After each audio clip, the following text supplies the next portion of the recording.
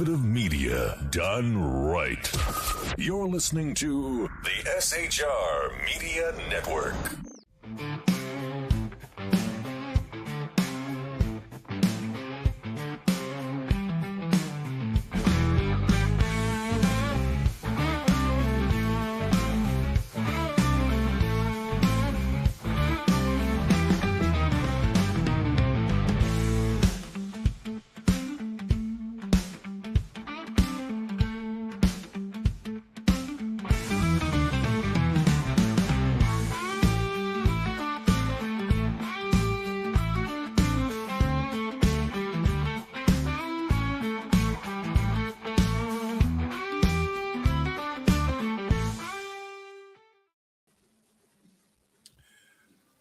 What is going on, y'all?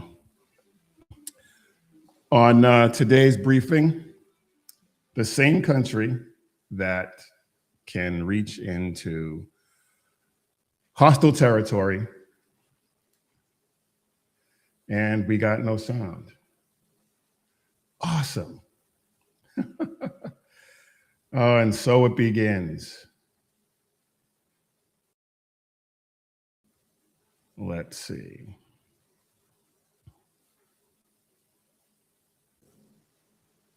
How about now? Anything?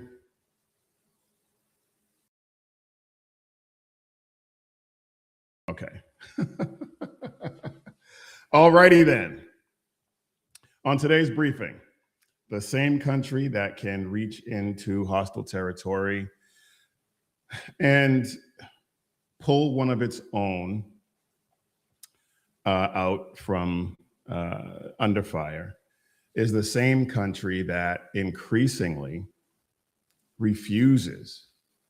flat out refuses to stand its ground at home. It's not that we lack strength.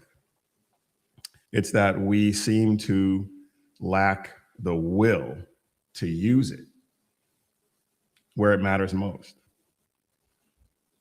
And that's not to say that it doesn't matter when we're pulling our brave men and women, when we're rescuing them overseas. Obviously, that does. But we have to be willing to use that same resolve here at home. So, welcome to the Mission Ready Men briefing, where faith in God is the standard and masculinity is not up for negotiation. Today is Tuesday, April 7th. April 7th. This year is flying by. But today is April 7th, and we have a ton to get into. And we are probably not going to get through it all. But before we do, please do me a favor and hit the like button, subscribe to the show, subscribe to the channel. We are over 1,300 subscribers now, so thank you all very much for that. But the algorithm has got us in a bit of a bind right now. We're growing, but it has slowed down quite a bit. So every like and share and subscription helps us out tremendously. So please be sure and help us out and do that. All right. So we had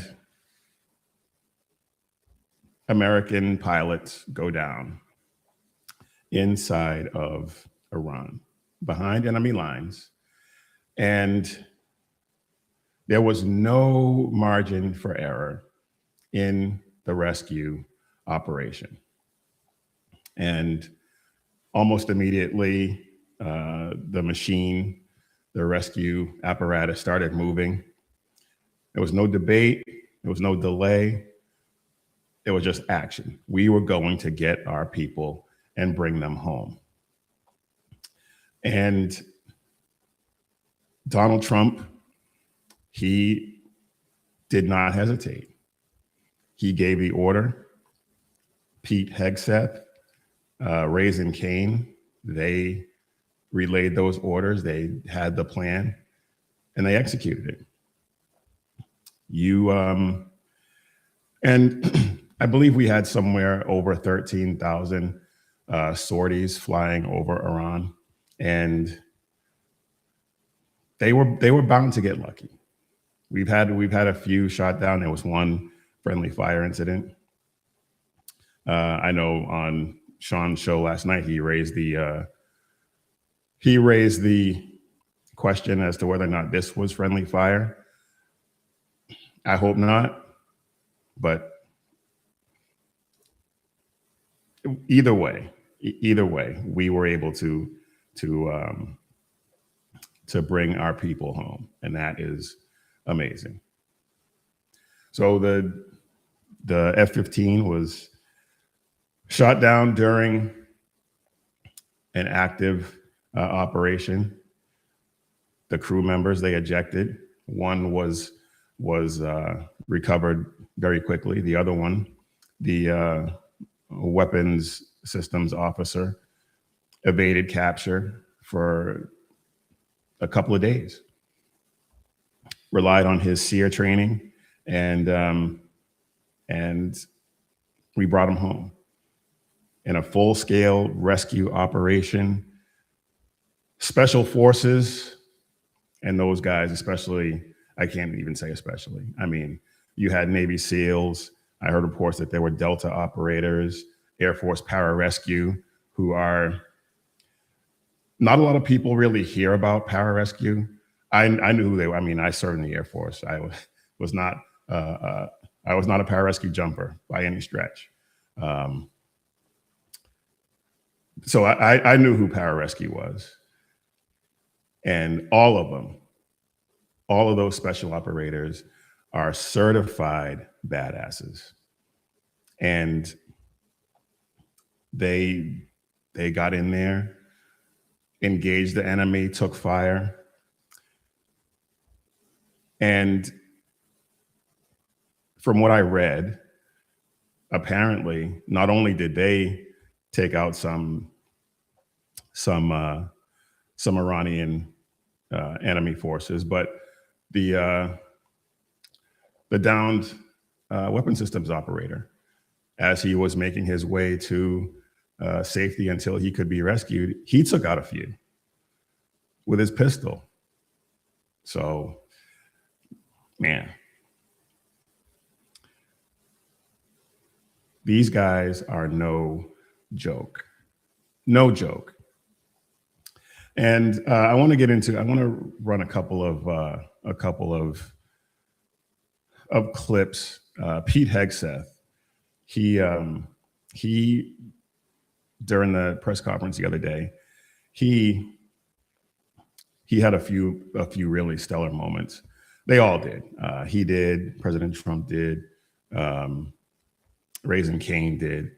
But I want to play this one, because this one really, really struck me. This is Pete Hegseth during his remarks at the press conference.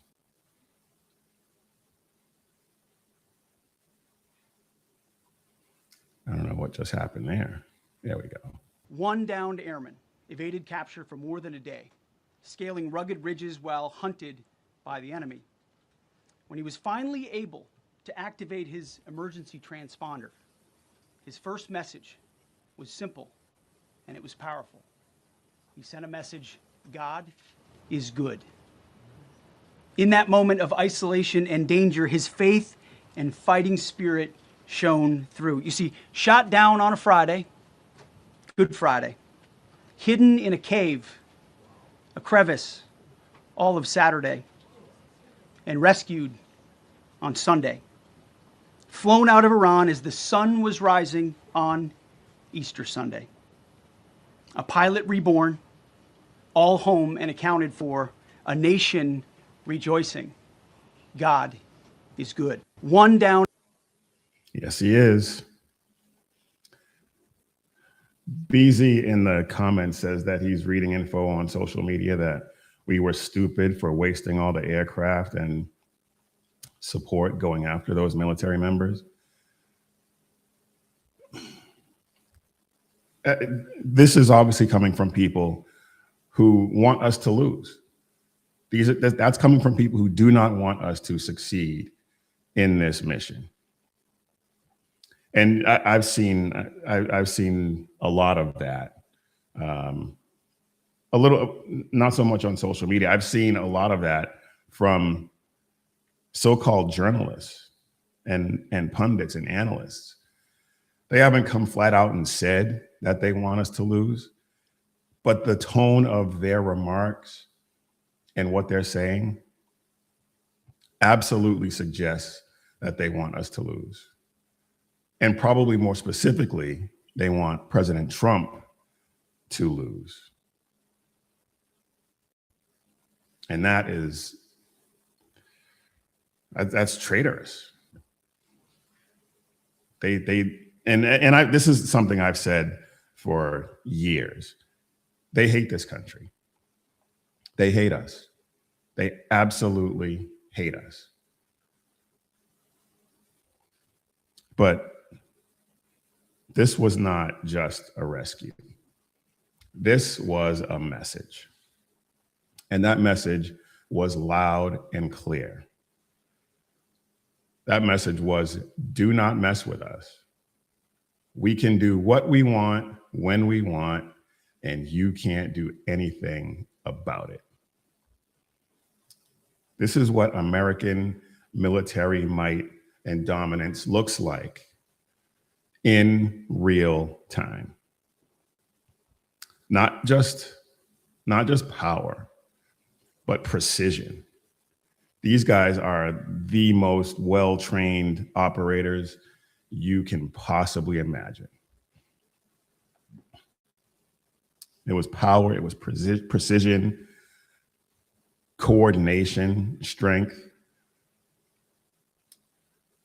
air, ground, the misinformation campaign, all lined up in the same direction with the same objective to bring our people home. Outstanding. So Raising Cane, he might have had the best, I don't want to say performance, but he might have had the best representation at that press conference, for me anyway. But I want to take a look at his remarks, some of them, because yeah, this was fantastic.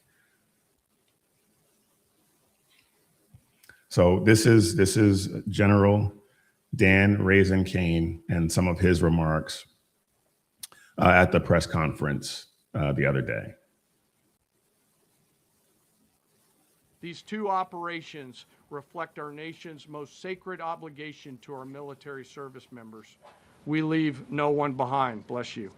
It also perfectly captures the first truth of our special operations forces, that people are more important than hardware.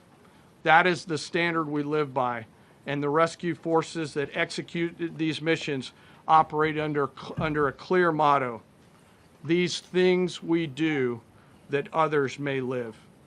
Their actions were a direct embodiment of that commitment to others, and I could not be more proud of each and every one of them today. As the Secretary said to our enemies, this operation serves as a clear reminder of the capability and will of America's joint force. The United States of America will recover our warfighters anywhere in the world, under any conditions, when we want to. We will always bring overwhelming skill and firepower. To every member of the joint force, our interagency partners, the leadership at CENTCOM, and our leaders at the department and above, thank you. I'm proud of each and every one of you and thankful to our deployed forces and their families. And lastly, and most importantly, to Dude 44, welcome home. Job well done.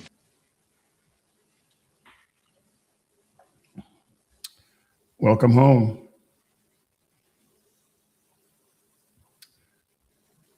This was This was a show of absolute dominance. Not just winning battles, which we are eminently capable of, but controlling outcomes as well.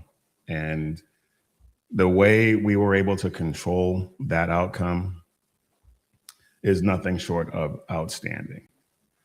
And I don't know what just happened there. The leadership that we're seeing from President Trump, from Pete Hegseth, from Raising Cane, that leadership has set a tone that we haven't seen in a long time. And the operators who were involved executed that mission nearly flawlessly. And so that raises a question for me. What if this had been the Biden administration? Can you imagine former President Biden, Lloyd Austin, and Mark Milley handling this situation like this? Leaving aside the idea that we know this, we would never have been in this situation with them. We would still be dealing with Iran, probably a nuclear Iran at this point, sponsoring terror all over the place. We know this. But if by chance they had done this and started this operation, what do you think the chances are that those three and the command structure that they had underneath them would have been able to pull this off?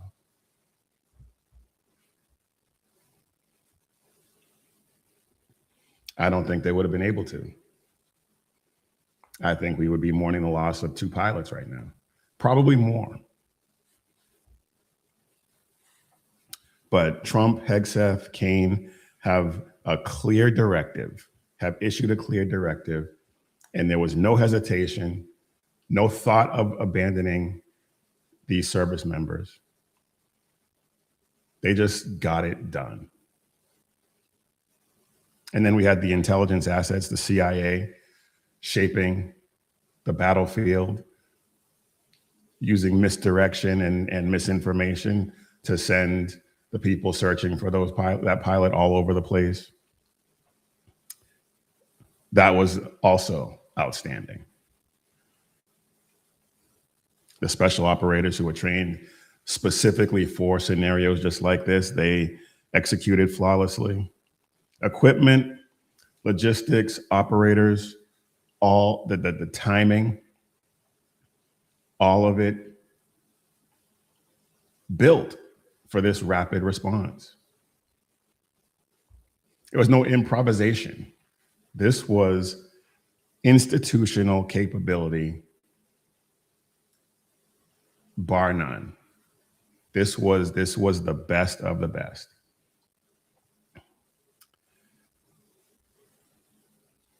And like I said, this sends a signal beyond just this mission. It sends a signal around the world to people who think they might want to test us. You're not going to be able to leverage any of our war fighters. We will come get them, and we will destroy you in the process. Now, I know people have talked about the planes that we had to destroy on the way out. And Sean talked about this last night on his show, and how, of course, we don't want to see assets like that lost. But at the same time, we can't, and this is what really gets me.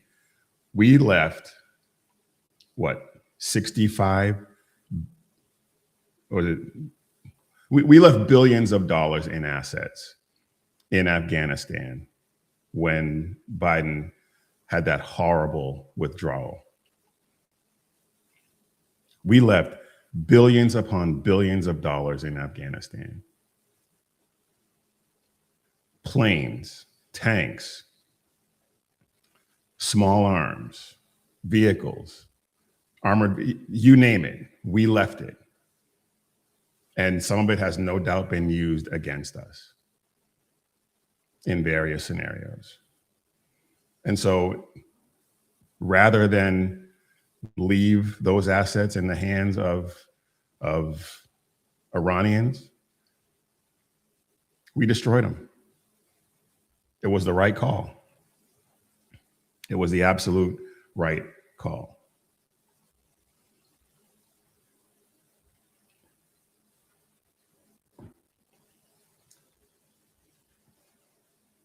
This is something deeper. This points to something deeper than just strategy, just tactics, just battlefield capability. This is an ethos within our military that has been reestablished. Pete Hegseth calls it the warrior ethos. And as I mentioned, it was probably pretty much non-existent as a whole throughout the military while Biden and Austin and Milley were running things.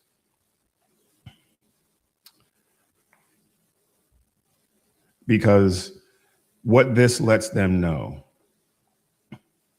is that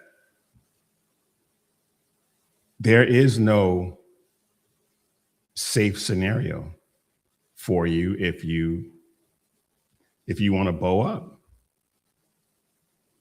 None. And this will change how these enemies of ours want to or have to calculate the risk of testing us. And it shows them that we're not negotiating when it comes to bringing our people home. We're going to be loyal to them and we are going to bring them home. The commitment is unconditional.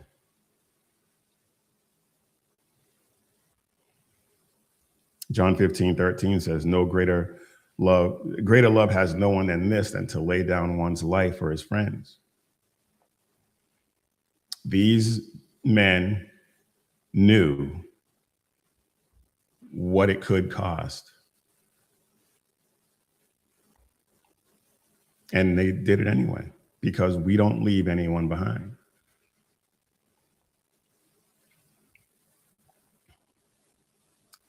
This is who we are. We bring our people home. Period. End of story. Now, this is how America responds when one of our warfighters gets shot down, gets stranded in enemy territory. The question for me, and probably for you, is why that courage isn't on display here at home. What do I mean by that?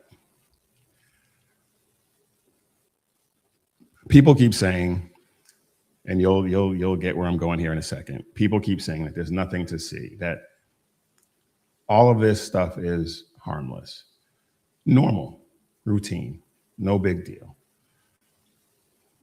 People are just exercising their freedom.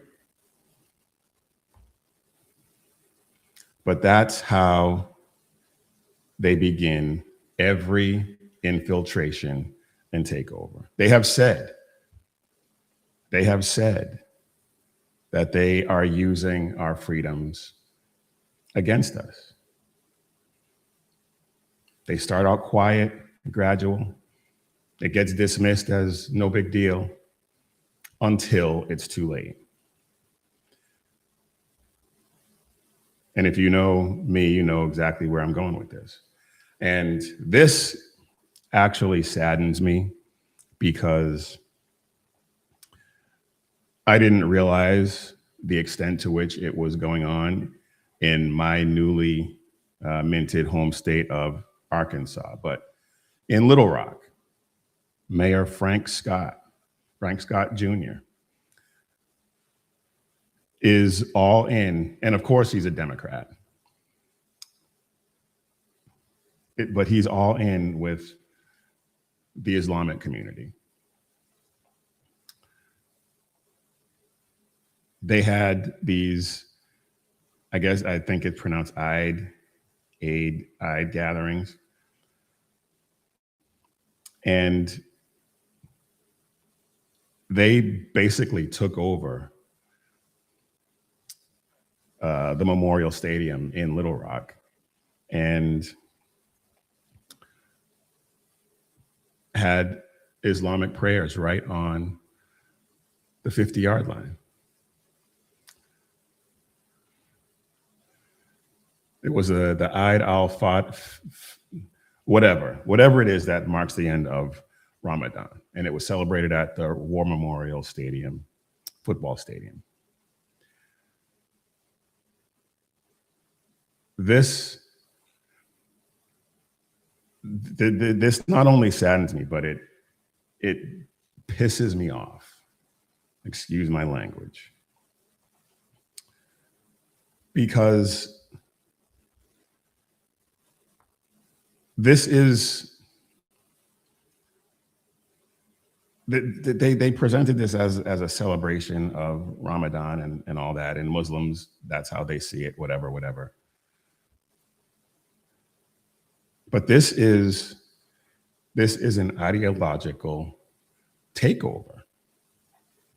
And I don't understand how people are not seeing this.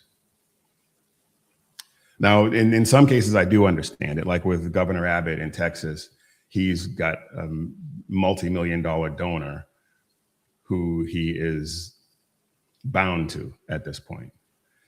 I haven't found anything that, and of course, that doesn't really, the fact that I haven't been able to find it doesn't mean that it's not there. But I haven't been able to find any major donors of this mayor who are in the Muslim community. It's probably there. I just haven't been able to uncover it yet. We'll see. But this is a major problem. A major problem. And I think now that, because I looked when we first got to Arkansas, I was looking to see what kind of Islamic influence was going on. And I didn't really find anything. But now here we are, less than a year later. That tells me that this has been going on. And it tells me that I probably missed something at some point, but now that it's out here like this, that's a problem.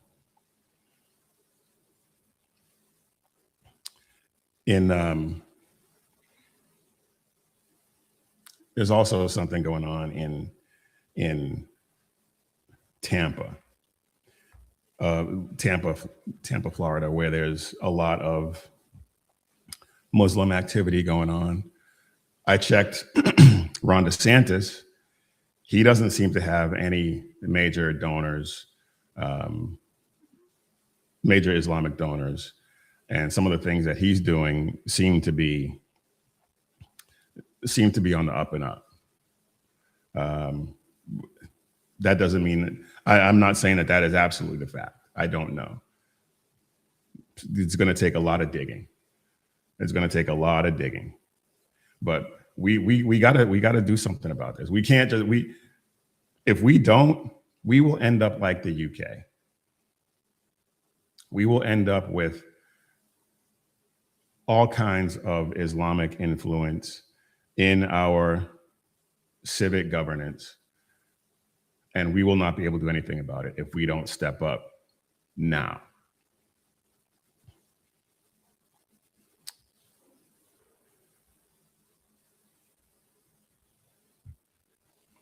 The influence, the ideological influence of Islam, it doesn't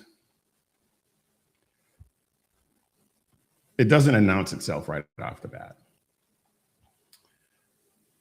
It embeds itself. It bides its time. It does the little things. And then once it gets to the point where it can have a little bit of influence, then it starts to become normalized. And then once it starts to become normalized, it gets protected.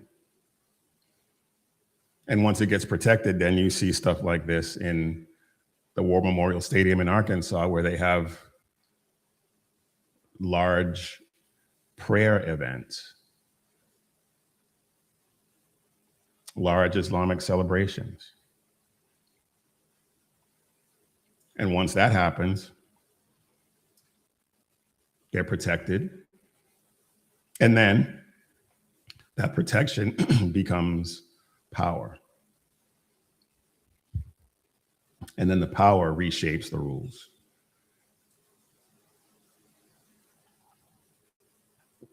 That's not theoretical. That's not me projecting anything. That is the historical record. If they don't come in and just slaughter everybody like they do in Nigeria and the Congo, which we'll get to, then they infiltrate.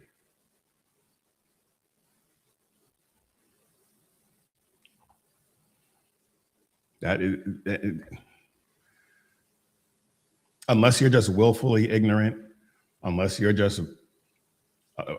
don't care about an Islamic takeover, unless you don't care about your daughters being forced to wear hijabs in school, you don't care about that, I feel bad for you. But I'm not just going to throw up my hands and say, oh, well, we got to do something.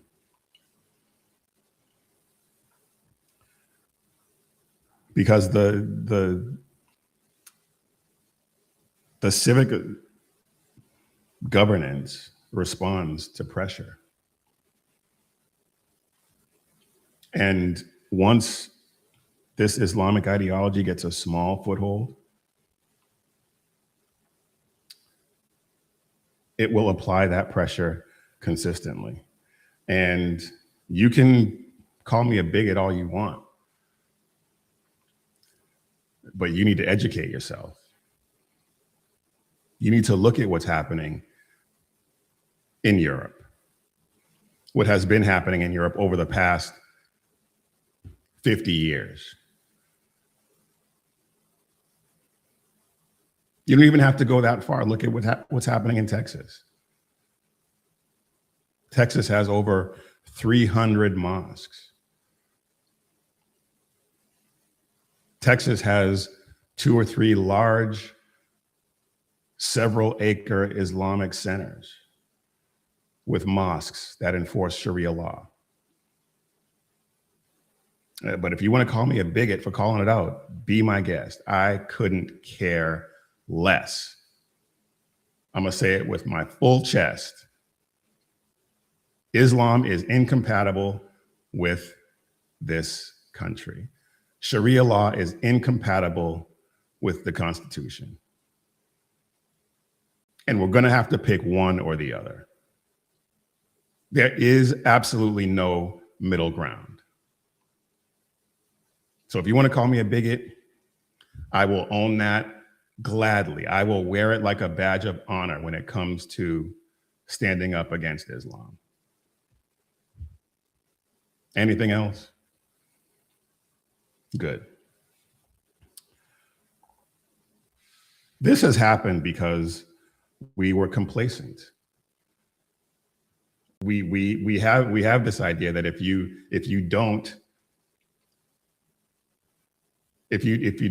stand up against it, you're a bigot.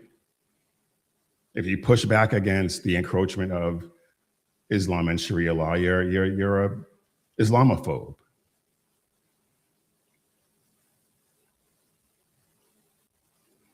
These Andrew Wilson calls them sewing circle Christians. They believe that we can just coexist, that all faiths are the same and we can just coexist and there's no problem, except for the fact that they want to behead you if you don't comply. All we'll do is pray for you.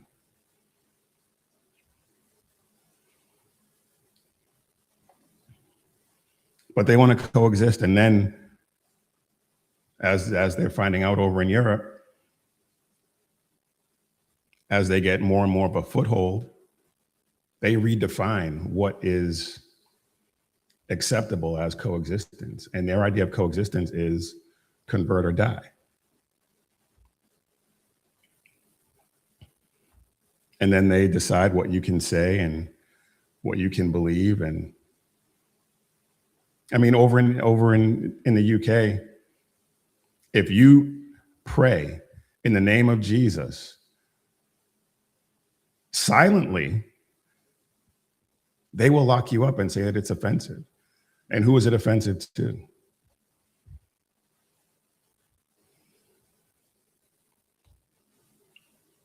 You're not allowed to oppose it. You're not allowed to speak out about it. And by the time it gets to the point where the people who were silent, the coexist crowd, start to realize that maybe this wasn't such a good idea, it's too late. The cost of the resistance at that point is too high for a lot of people.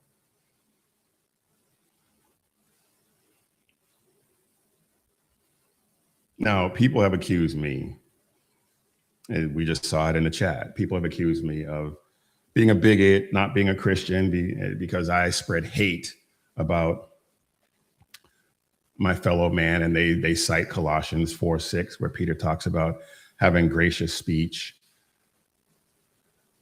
But they don't look at Ephesians 5:11 that says, have nothing to do with the fruitless deeds of darkness, but rather expose them. That's an inconvenient scripture for them. That's not passive. That is active responsibility. 2 Corinthians 10:5. We demolish arguments and every pretension that sets itself up against the knowledge of God. That tells me that you can't coexist with the falsehoods, with the lies.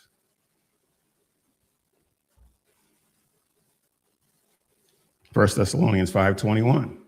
Test all things, hold fast to what is good. Islam is not good.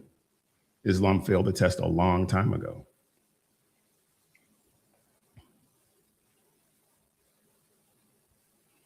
Truth is not meant to coexist with lies. It can't. Christians are not called to go along.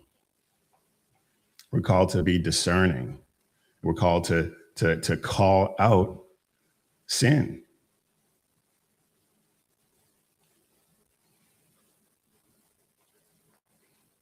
And they use our religious freedom against us. And that protects their right. The religious freedom protects their right to believe what they want to believe. But it does not require us to surrender the truth in the public square. It does not. It does not require us to surrender our faith to appease them.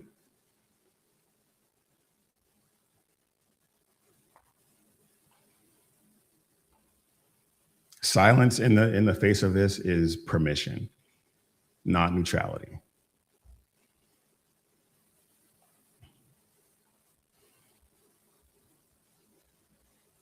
the system, the shift, if we keep allowing it, it changes at a very slow pace. And then before you know it, boom, all at once.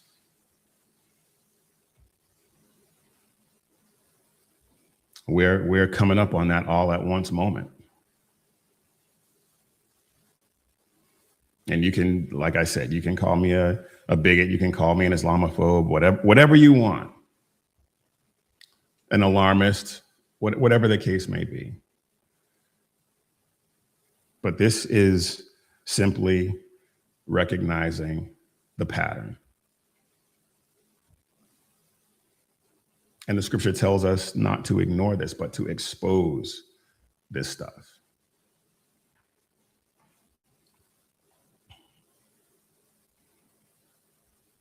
Islamic ideology does not need permission, does not need your permission. All it needs is for you to not resist. This is me resisting. And it should be you resisting too. All right, we're coming up on a break, but before we do that, I just want to follow up on something from the last show. The last show we had breaking news that Pam Bondi was fired. She was out. She was fired. She was removed from her attorney general spot and replaced by acting Attorney General Todd Blanche. I'm not going to spend a whole lot of time on this. I'm just going to say she shouldn't have never been in that spot in the first place. She should never have been there in the first place. Everyone in the 2A community was against it. She had terrible stances on the Second Amendment. And she showed that in her tenure as Attorney General of the United States. From the beginning, I was skeptical of her record, and so were a lot of other 2A advocates. She had a completely inconsistent record when it came to gun rights. And then there's a concern about how she handled the Epstein files. Todd Blanche has said that had nothing to do with it. But when she released those binders to those influencers, some of whom I really respect, and I think a lot of them realized they got played with that too. But that was a debacle. That should have been the end of her tenure right there. But now at least we can say she's gone and it was about time. So, you know what? I'm going to get into this a little bit next time, but I want to play this because this kind of fits in, and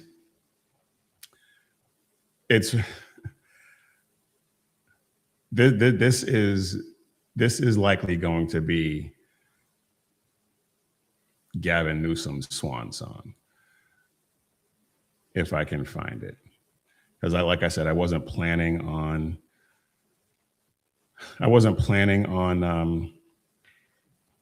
talking about this, but it kind of fits now. So I want you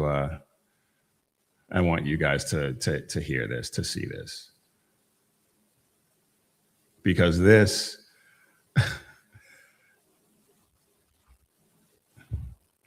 is going to tell you a lot. This is going to tell you a lot about Gavin Newsom, Mussolini, as I call him, and where he gets. And his wife has been all over the place lately, and this is going to, if you watch her, you will see. I don't know if it's her influence on him or their influence on each other, but they are two peas in a pod, two peas in a leftist pod. But yeah, let's take a listen to this. I'm not going to play the whole thing, but you'll get the idea.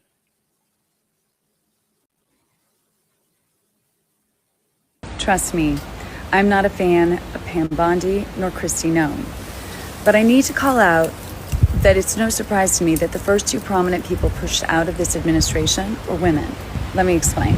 The conservative women that Trump handpicks, who align themselves with an agenda that controls women, restricting our rights, limiting our autonomy, and pushing us back into this straitjacket of femininity that is only in service of men. There's a familiar pattern here. Women are brought in, packaged Mar-a-Lago style, and lifted up as long as they commit to wholeheartedly serve the interests of the patriarch at the top. Now, it looks like power, or proximity to power with a big title, but it never comes with job security and protection. There's no secure place inside this hand-picked patriarchal body that systemically disrespects, devalues, and discriminates against women and girls. And this is where complicity comes in. Because when you align yourself with that value system with a leader who has publicly devalued women, degraded them, and been found liable of abusing women, well, guess what? You're going to be the first to go. So while you're in a perceived position of power in this system that regularly diminishes and devalues other women, even if you help sustain and uplift this system, your power is only temporary.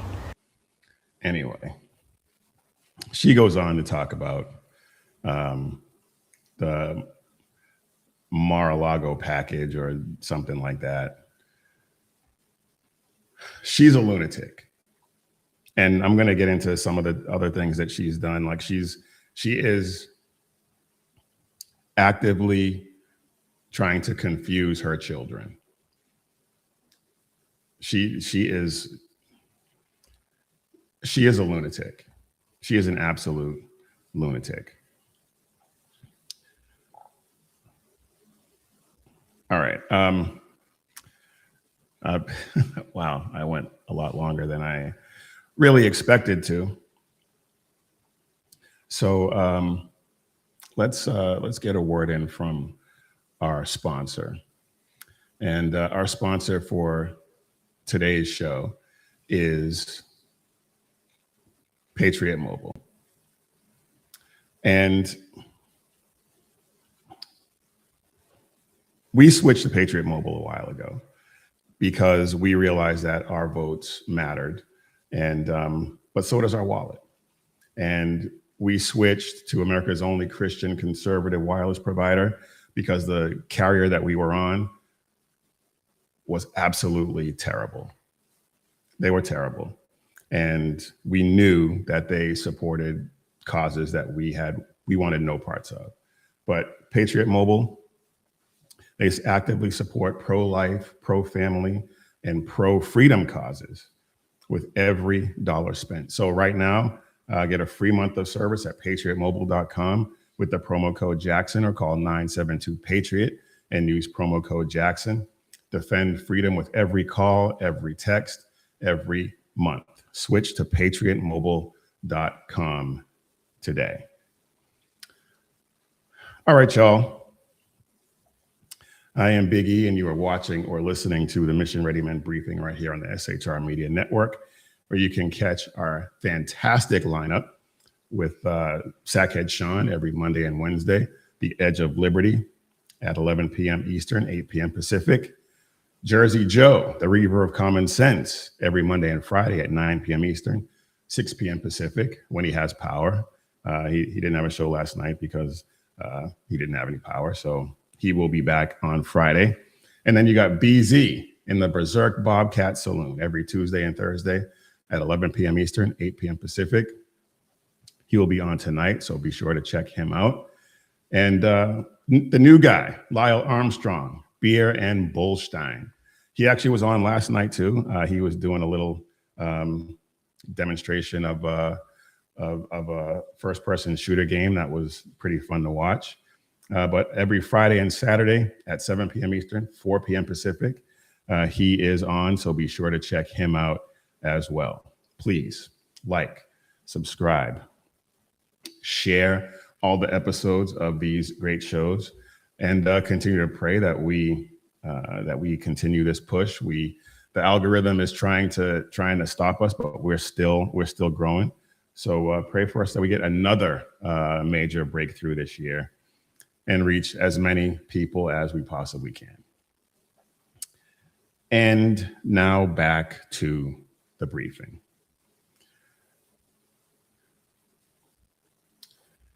Mamdani's New York is absolutely falling apart.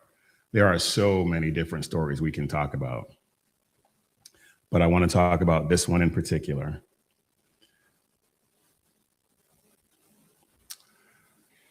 A 7-month-old baby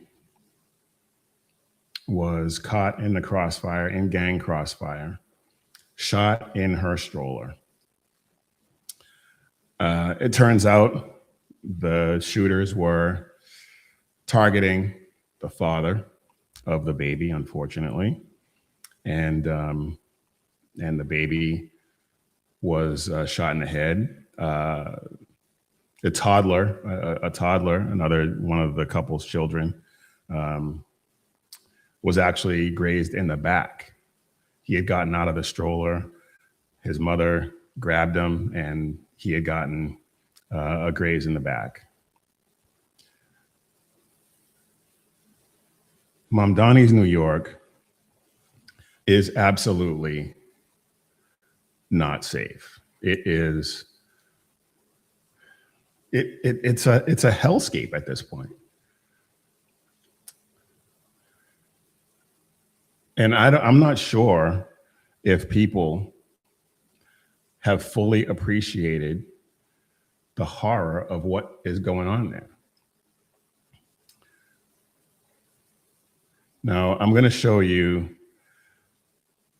you know what, I'm not going to show you the mother's reaction because that's just gratuitous and unnecessary, you can imagine. But I am going to show you the suspects, because despite the fact that a baby is dead, the sight of this actually put a smile on my face, despite the horror that they inflicted. But check this out. This is the end of the mother's reaction, but here we go. There's no sound. But those are the two suspects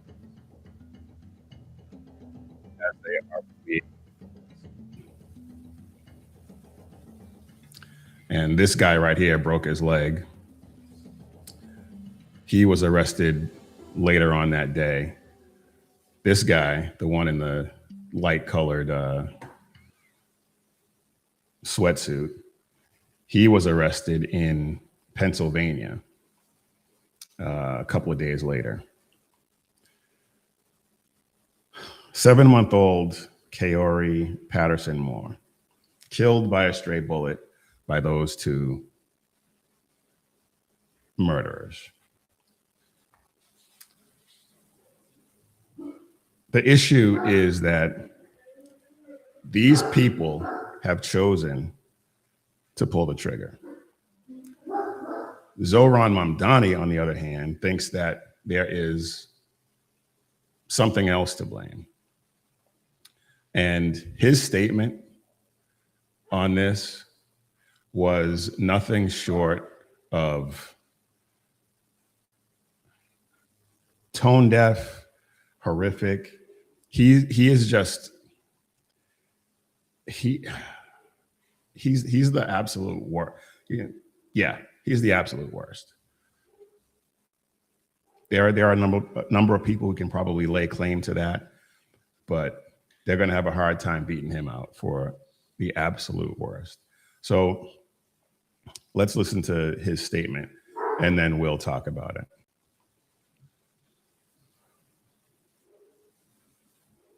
This is not the first family in our city to know this pain. Too many children have never grown up into becoming adults.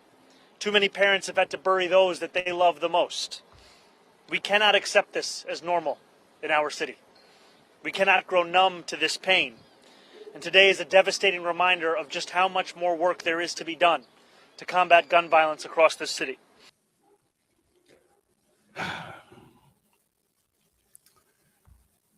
Combat gun violence. Just like they always do, he focuses on the tool that was used rather than the actual perpetrators. And of course, this guy, he hates the police. He goes on to thank the police, but he hates the police. He wants to defund the police. He wants as few police officers on the street as possible.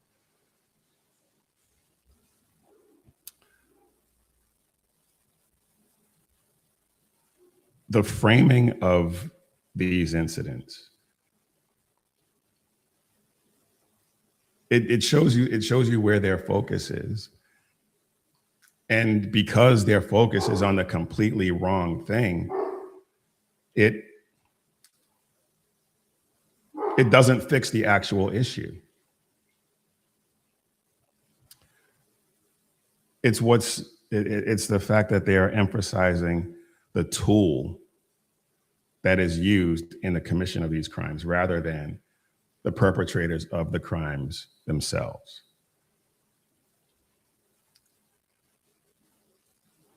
We've seen it before, we will see it again. The criminal acts committed by these thugs gets reframed as a systemic issue.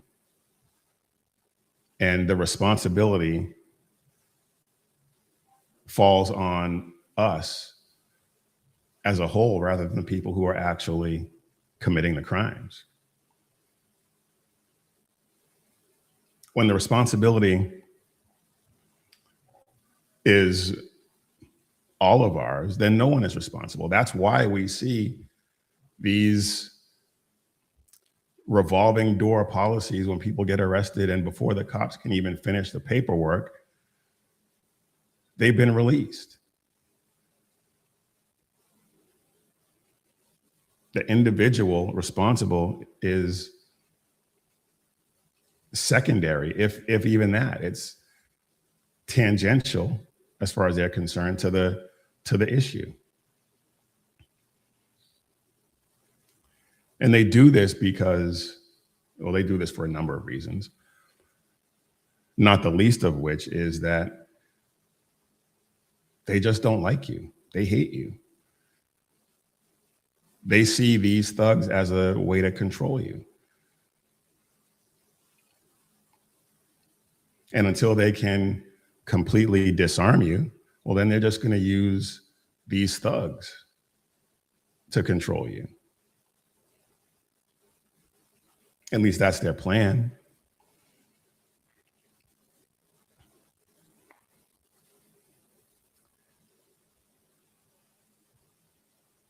You can regulate people, or you can't really regulate people the way you can regulate the inanimate objects. You can pass laws and regulations on objects, but legislating morality is a more difficult proposition. And people say, you can't legislate morality. Yes, you can. Yes, you can. All laws legislate morality in some way. And the way to, and I talk about Mayor Mohawk in Chicago all the time, who said you can't incarcerate your way out of these violent episodes. Well, yes, you can. That's exactly how it's done. But they see that as racist. Well, why do they see that as racist? Because what, 60% of all murders are committed by a population that is 6% of the entire population. And so because all of those people are going to end up in jail if they were to do it right, they see that as racist. It's not racist. If you're locking up people who commit crimes and those people who committed the crimes happen to be of a certain paint job, so to speak, too bad. Maybe figure out why so many of those people are committing these crimes.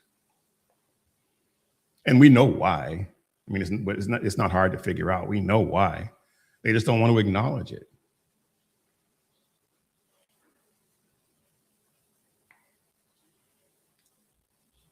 And because they don't want to acknowledge it, they have to find something else to regulate, something else to control.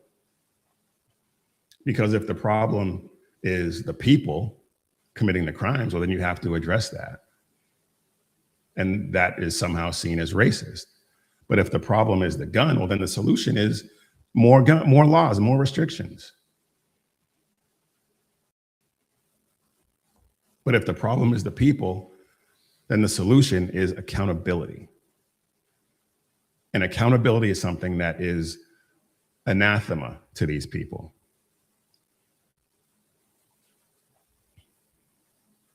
Those solutions lead to two different outcomes. And we're seeing the outcome of their solution play out. We saw it play out in Brooklyn. And it played out in the death of a 7-month-old baby.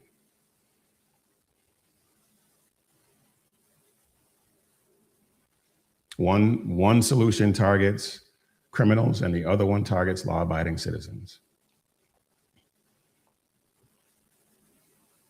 And their solution is to punish the law-abiding citizens rather than the criminals.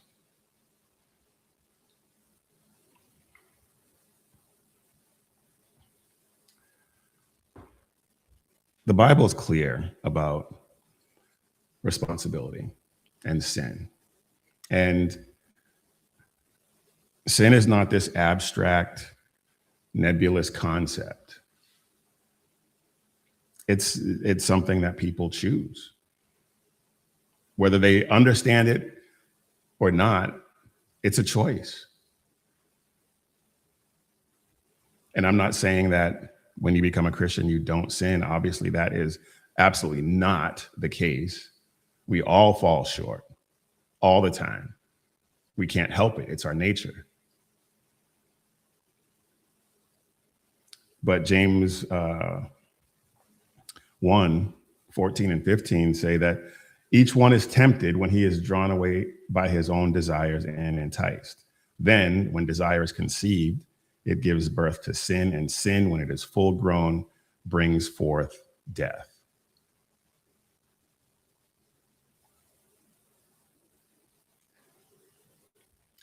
Christians, we do everything we can in prayer and service to God to not give in to those desires. That's our responsibility, is to not give in to those. We have them. I can't tell you how many times I just want to reach out and touch somebody when they do something stupid. And I have to pray about that. I have to ask God to help me control that urge. Same thing on social media. I have the urge to just go nuts on somebody on X or Instagram. But I have a basis on which to I have something on which to lean so that I don't do that. And I still have to ask forgiveness for that desire that I have. That's just the nature of who we are as human beings.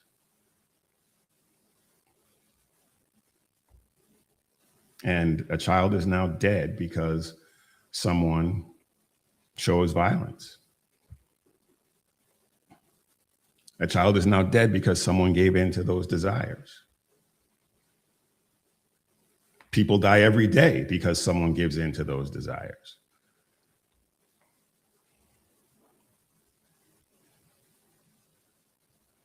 Until we are honest about who pulls the trigger and why, and until we do something meaningful about that, it's not going to change. Nothing else we do short of that is really going to matter much. All right. I got a few other things I want to get to, and we'll see if we can motor through some of these things. All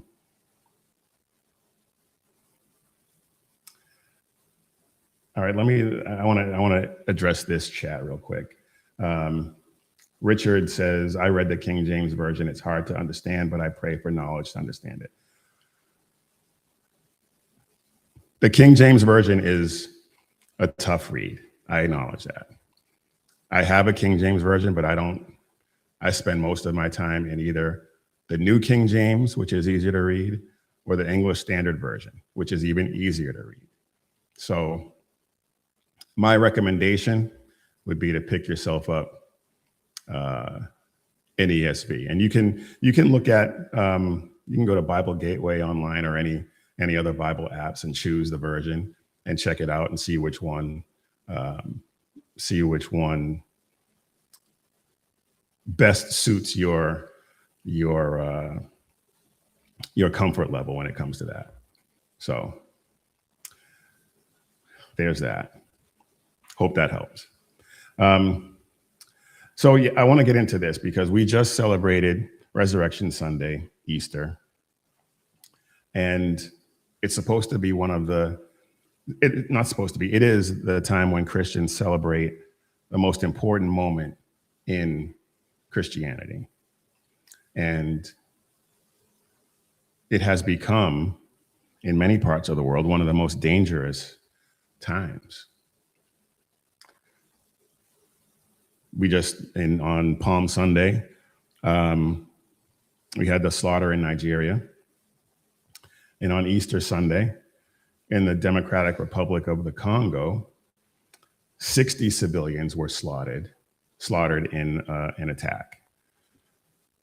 And the attackers were initially tied to ISIS through the ADF network.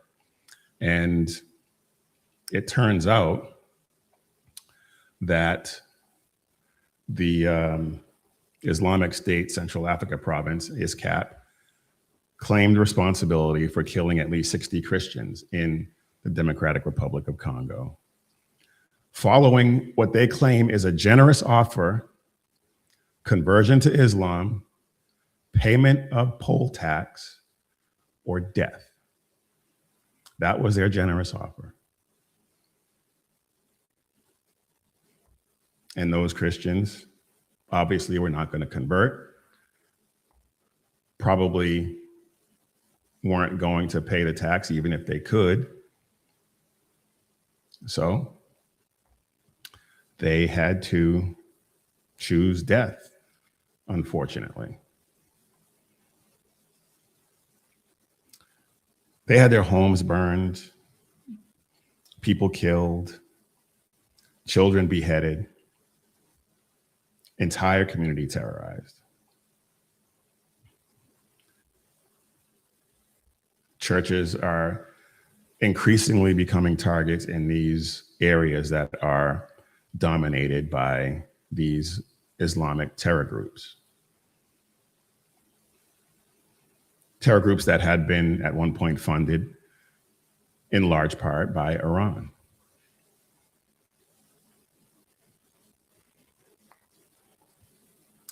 It wasn't just the DRC though. In Pakistan, a man drove a large truck through a Christian procession at sunrise on Easter Sunday, killing several and wounding over 60 people. Pakistan, believe it or not, is one of the most dangerous places to be a Christian.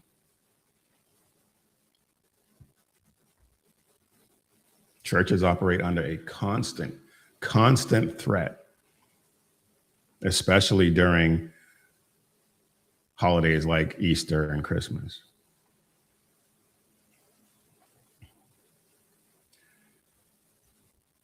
Many different countries, because there are reports of similar slaughters all over the Islamic world. Same target profile, perpetrated by the same ideology. That is what is known in some circles as a pattern.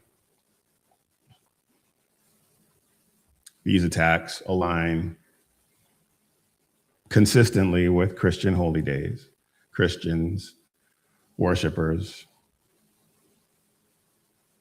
worship gatherings routinely targeted and singled out. Africa, Middle East, Southeast Asia.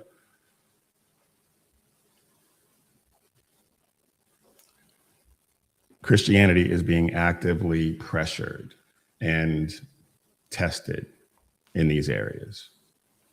And they're doing their best to just completely erase Christianity in these areas. So much for coexistence. These people do not want to coexist with you. They want you to convert or pay them or die. And for these cultural sewing circle Christians who think we can coexist, well, eventually you're going to be violently disabused of that notion.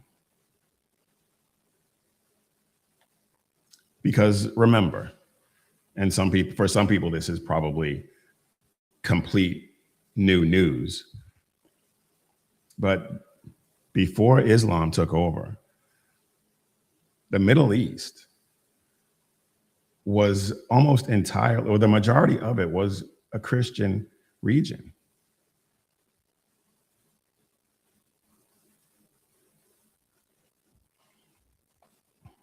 And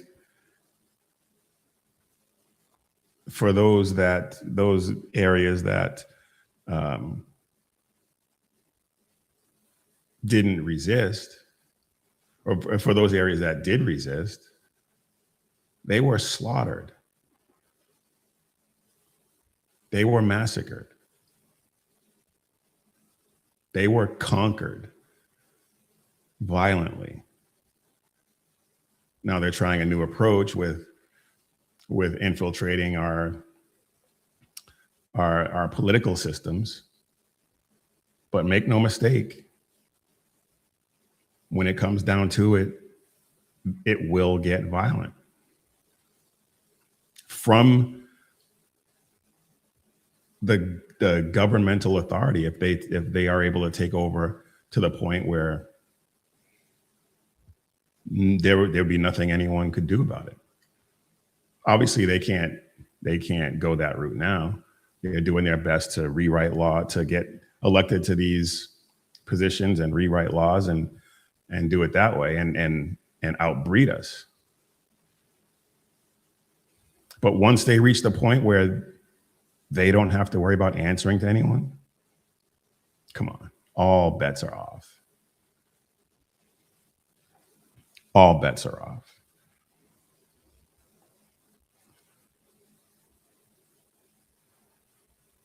This is not just about Congo. This is not just about Pakistan.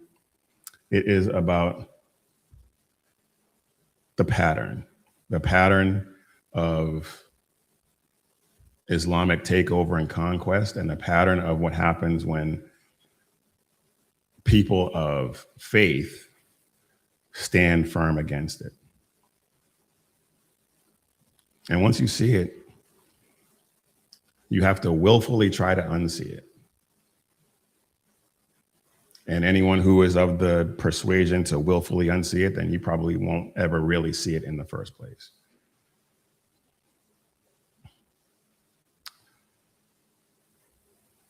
They're not just attacking people of faith, the people of the book, as they call us. They're attacking at the moment when we gather in faith.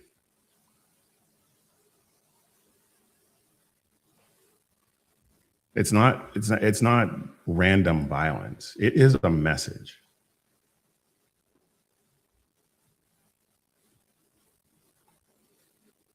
It's a message.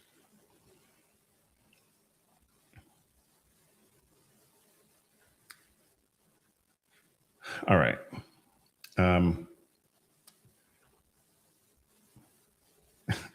we're actually going to be sticking with the Easter theme today.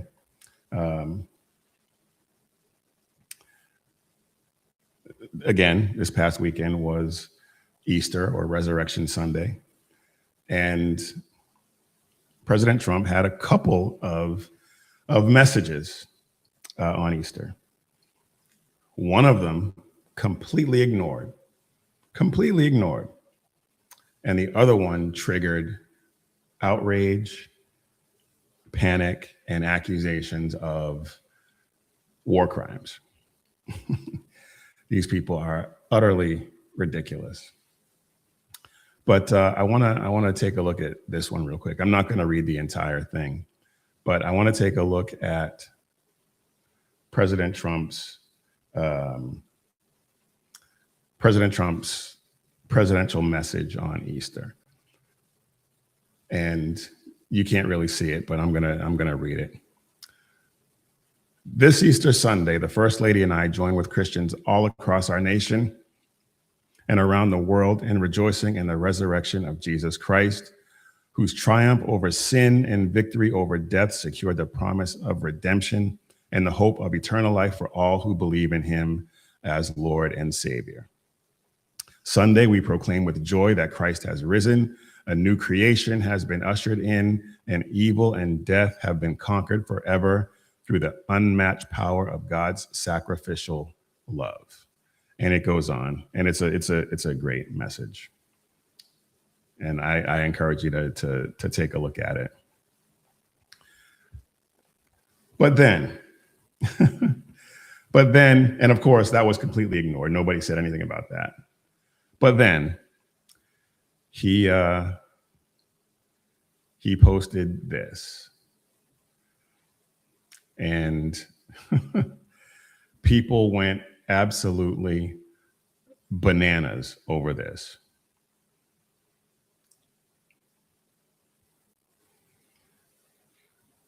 Nope, not that. There we go. Tuesday will be Power Plant Day and Bridge Day, all wrapped up in one in Iran. There will be nothing like it. Open the effing straight, you crazy bastards, or you'll be living in hell. Just watch.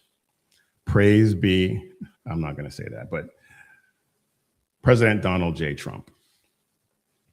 Now, of course, the left went absolutely bananas over this. And I'm going to admit, I wish he had said this a little differently. I'm not a huge fan of the profanity that the president likes to use. But I get it. And he said, somebody was asked, somebody asked him about it, and he said, well, I got to get the point across. I get it. I wasn't a fan of his, initially, I wasn't a fan of his mention of Allah in that statement. But as I thought about it, I realized that he was needling them. He was poking at them. And then I thought it was hilarious. And then I thought it was absolutely hilarious. Because he wasn't just poking at the Iranians. He was poking at the left as well. Because he knew, and they fall for it every single time. They fall for it every time. President Trump has been doing this for a long time. He knows how to rile up the left and how to get them to fall for the exact wrong thing. And they do it every time. His White House message was calm, explicitly Christian in nature, traditional. So of course, there's going to be no outrage cycle around that. Someone did ask him about his ask him about it, and he said, God is good. But of course, you have pundits, talking heads on the left who were completely unhinged. And well, let's take a look at a little bit of what these people had to say. Oh my goodness. Kush, I want to go back to the president's tweet here. Open the fucking straight, you crazy bastards, or you'll be living in hell. Just watch. Praise be to Allah. President Donald J. Trump. That is a quote from the president. So yes, we are saying it on television. Parental warning. I have been stuck on, so much so that we're doing a segment on it on the 9 o'clock, that what the president and this administration has been saying for at least the last week, that they actually did knock down a bridge. Does this guy have his nails done? Oh, good Lord. Wow. Anyway. They said the military was using, but that civilians used. They said that they're going to take out all of the power plants. The president said Tuesday will be power plant day. That would be considered a war crime. These that the president is saying sound like. No, it's not a war crime. These pieces of infrastructure are used by the military, which makes them legitimate targets. Anyway. To me and a lot of experts, war crimes, more, and then you have the president with this new Truth Social today. It's very difficult for me to process this moment. I mean, this is a very unprecedented statement. We have the president of the United States basically declaring his intent to commit war crimes, right? You've accurately described the law. You're not supposed to be targeting civilian infrastructure, even in countries that you are nominally at war with. And this nominally at war with.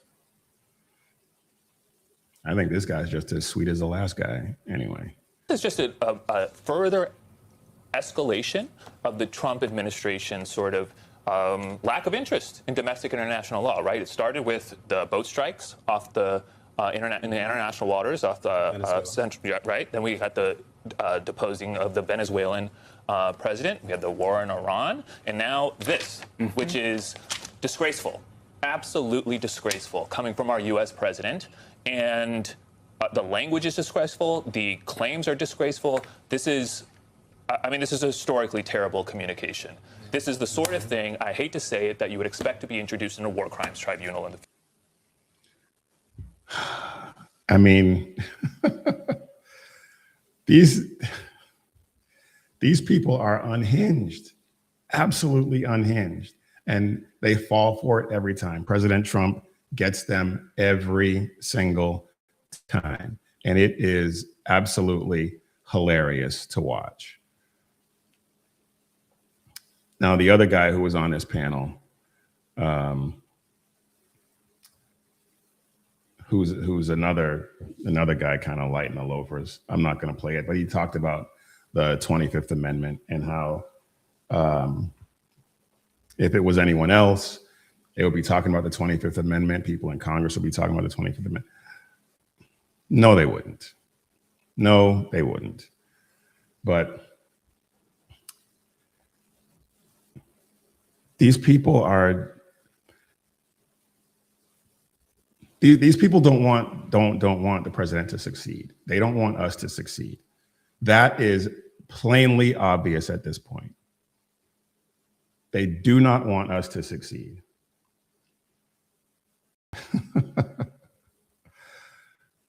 Oh.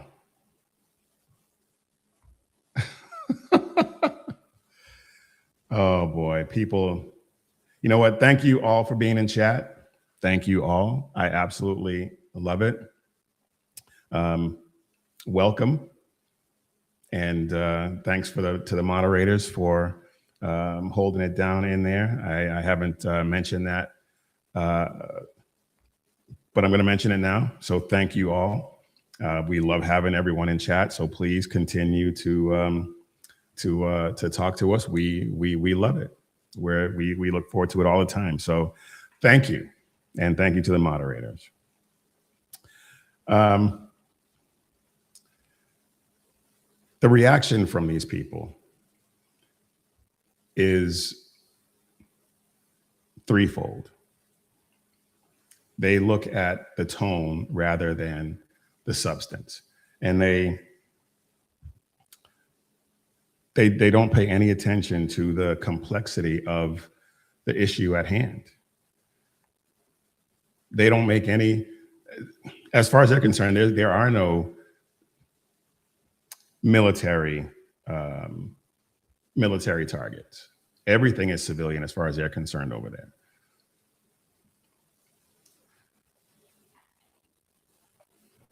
And if he is not, and I admit I'm not, like I said, I'm not a big fan of his use of profanity, but they will take that and just discount anything that was said because of that. And then the whole Allah thing. It was, from my perspective, and I think from most rational people's perspective, if they actually think about it, it was mockery. It was him needling them. And I think, like I said, I think it was hilarious.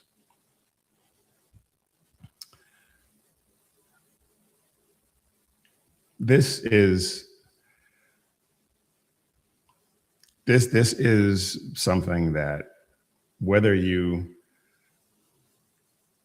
agree with it or not, whether you like the president or not, there are just certain things that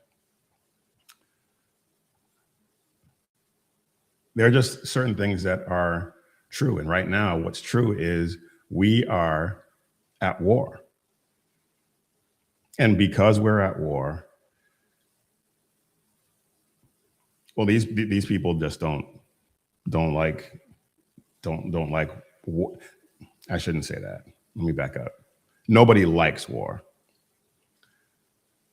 But these people only want us to succeed when we engage in these conflicts, when President Biden or Obama or Clinton engages in these types of conflicts. But because it's President Trump, it's the end of the world.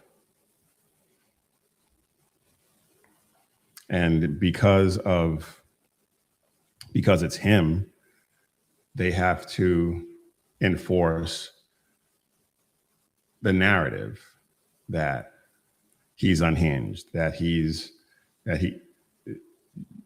crazy, that we need to invoke the 25th Amendment, that this war is illegal, and all of the basic leftist talking points that you can imagine. It's all right there. And when he does win, when he does succeed, we won't hear a peep about it. Not from this crowd.